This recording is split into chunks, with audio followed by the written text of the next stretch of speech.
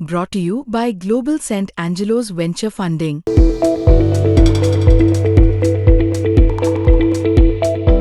खरं म्हणजे मला आज खूप वाईट वाटलं, त्या विषयावर बोलणार नव्हतो.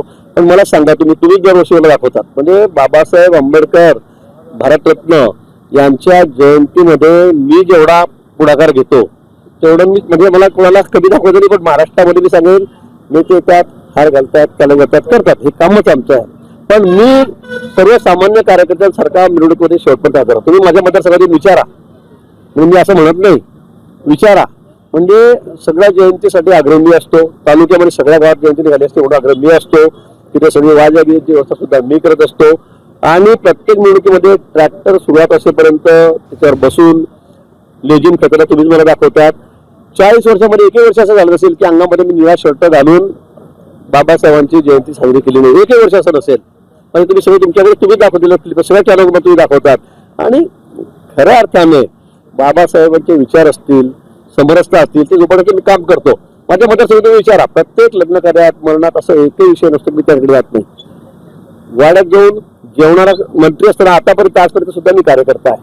मी मातोल समाजाचा आमचा वाडा समोर आहे, तिथे जाऊन मी त्या ठिकाणी जेवण करत असेल, लग्नात जात असेल, अण्णा भाऊ साठेची जयंती माझा किती त्या ठिकाणी पुढाकार असतो. वाल्मिकी समाजाचा आमचा वाडा आहे, त्या ठिकाणी सुद्धा त्या ठिकाणी त्यांच्या कार्यक्रमाला जाऊन त्यांच्या घरामध्ये बसून मी खऱ्या अर्थाने सामाजिक समरसता जोडणारा कार्यकर्ता आहे. मी संघाच्या मुशीत वाढलेलो आहे, तुम्हाला माहिती आहे काय काय नाही. आणि मला असं वाटतं की सगळ्यात मोठा पुढाकार देणारा माणूस मी. आमच्या गावामध्ये जामनेरमध्ये एवढा मोठा शहर आहे, एकही पुतळा नव्हता. गेल्या वर्षी छत्रपती शिवाजी महाराज आणि बाबासाहेबांचा पुतळा जिल्ह्यात 2-3 जिल्ह्यात असेल एवढा मोठा भव्य दिव्य पुतळा मी त्या ठिकाणी उभा केला. त्याचं स्मारक त्या ठिकाणी उभं केलं. सगळे लोक किती आनंदित आहेत. मिरवणुकीमध्ये अशी एकही मिरवणूक नसते की त्या मिरवणुकीमध्ये मी नसेल, तरी नसते, तुम्ही विचारा.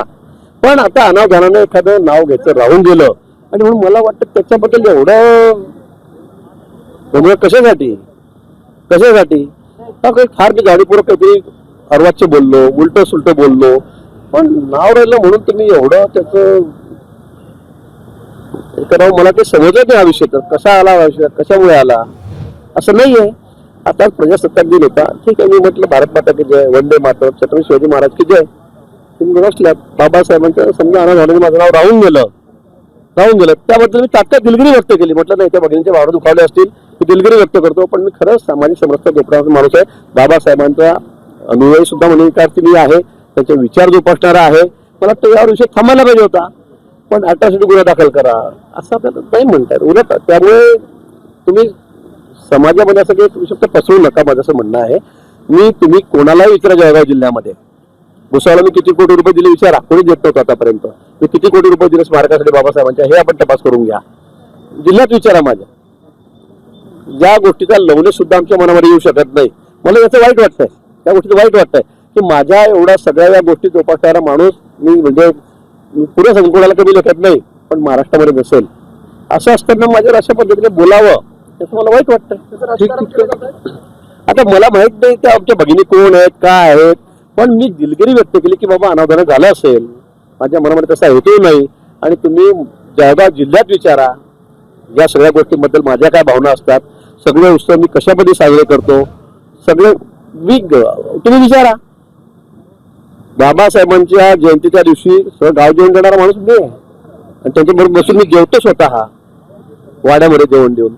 हे पण विचारा लोकांना, मी नाही म्हणत असेल तर. कोणी म्हणजे कोणा सत्तेला काय लगेच तुम्ही सगळ्यांना दाखवतात महाराष्ट्रामध्ये.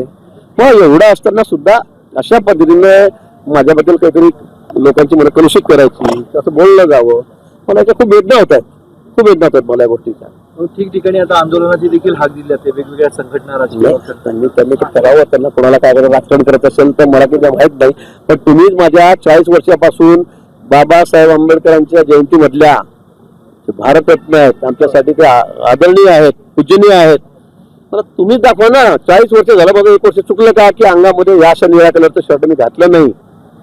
मी काही नुसतं असं हार घातला चाललं गेलो असं नाहीये. शेवटपर्यंत एवढ्या उन्हामध्ये 46-45 टेम्परेचर मध्ये मी मिरवणुकीत फिरणारा माणूस आहे. माझ्या कार्यकर्त्यांनी आवडून सांगतो की एकाने घरी राहायचं नाही, सगळ्यांनी त्या ठिकाणी हजर राहावं. मग अण्णासाहेब साठे असतील, बाबासाहेब, मीच जयंती साजरा करतो. म्हणजे सगळ्यात मोठा पुढाकार माझा असतो, सगळ्यात मोठी मदत माझी असते सगळी. त्यांना विचारा तुम्ही आमच्या कार्यकर्त्यांना. आमच्या मतदारसंघामध्ये म्हणजे नाशिकला तुम्ही बघा, आता आमच्याकडे ॲडव्होकेट बडोले श्याम बडोले कार्यकर्ता चांगला आहे. आम्ही त्याला इतकी कॉम्पिटिशन होती की गतनेता कुणाला करायचं सांगितलं आम्ही. मुख्यमंत्री महाराजांची परवानगी घेतली, अध्यक्षांची आमच्या परवानगी घेतली रोहित चव्हाणांची. आम्ही त्यांना केलं बडोदेंना.